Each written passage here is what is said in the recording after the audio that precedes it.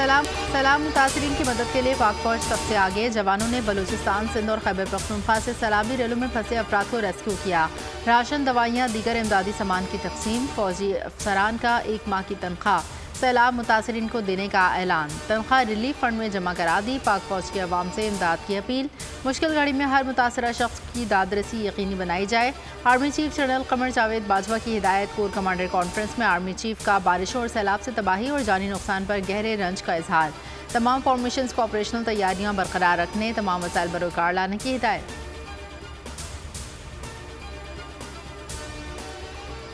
بارش اور سیلاب سے تباہی کے باعث سندھ بھر کے سرکاری اور نجی تعلیمی ادارے 26 اور 27 اگست کو بھی بند رکھنے کا اعلان.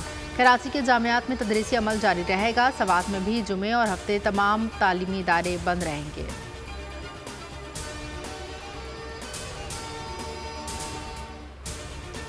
چیئرمین تحریک انصاف سیلاب متاثرین کے دکھ میں ساتھ. جلد سیلاب متاثرہ علاقوں کا دورہ کریں گے. عمران خان کا قوم کا دکھ بانٹنے کا فیصلہ. پنجاب اور کے متاثرین سے ملاقات کی. دورے کی شروعات جنوبی پنجاب سے ہوگی. صوبائی حکومتوں کو ہر ممکن مدد کے لیے اقدامات کی ہدایت.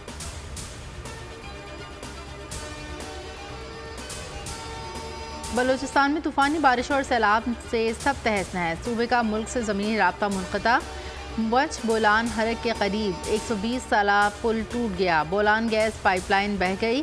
کوئٹہ میں کئی گھنٹوں سے موسلا دھار بارش. سیلابی صورتحال. صوبے میں مختلف حادثات میں 4 بچوں سمیت مزید 6 افراد جاں بحق. مجموعی اموات 236 ہو گئیں. 102 افراد زخمی.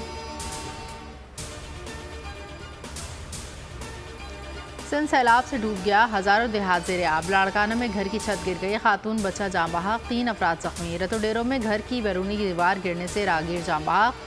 پکا قلعہ کی فصیل گر گئی. شکارپور میں مندر کی چھت گر گئی. 2 افراد ہلاک. صوبے میں اموات 306 سے زائد ہو گئیں.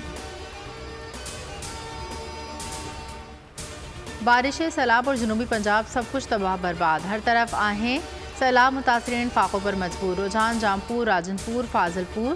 ڈیرہ غازی خان میں صرف تباہی. تونسا شریف، کوٹدو، مظفر گڑھ، علی پور میں متاثرین امداد کے منتظر. لاکھوں ایکڑ پر کھڑی فصلیں تباہ. جاں بحق افراد کی تعداد 151 ہو گئی. 600 سے زائد زخمی. عمران خان کہتے ہیں فیصلہ کرنے اور کروانے والوں کو ملک کا سوچنا چاہیے. ساری دنیا میں پاکستان کا مذاق اڑ رہا ہے. اے ٹی سی کے باہر گفتگو میں کہا یہ تحریک انصاف کی طاقت سے خوفزدہ ہیں. سب سے بڑی پارٹی کے سربراہ کو گرفتار کرنے کی کوشش ہو رہی ہے. تاثر دیا گیا یہ بنانا ریپبلک ہے. یہاں کوئی قانون ہے ہی نہیں.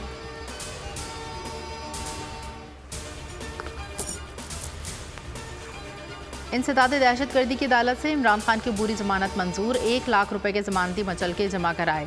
1 ستمبر تک گرفتار نہ کرنے کا حکم. چیئرمین پی ٹی آئی سخت سیکیورٹی میں اے ٹی سی میں پیش ہوئے. F8 کچہری سے 20 ستمبر تک عبوری ضمانت منظور.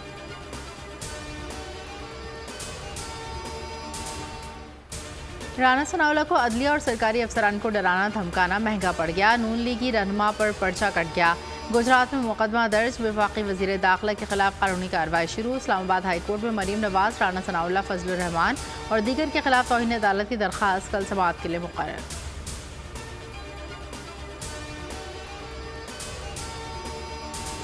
اور پولیس کی استدعا منظور. جمیل فاروقی کو FIA کے حوالے کرنے کا حکم. جب آج FIA مجسٹریٹ کے سامنے پیش کیا جائے گا. بول نیوز کے سینئر اینکر کا 2 روزہ جسمانی ریمانڈ مکمل ہونے پر اسلام آباد کچہری میں پیش کیا گیا.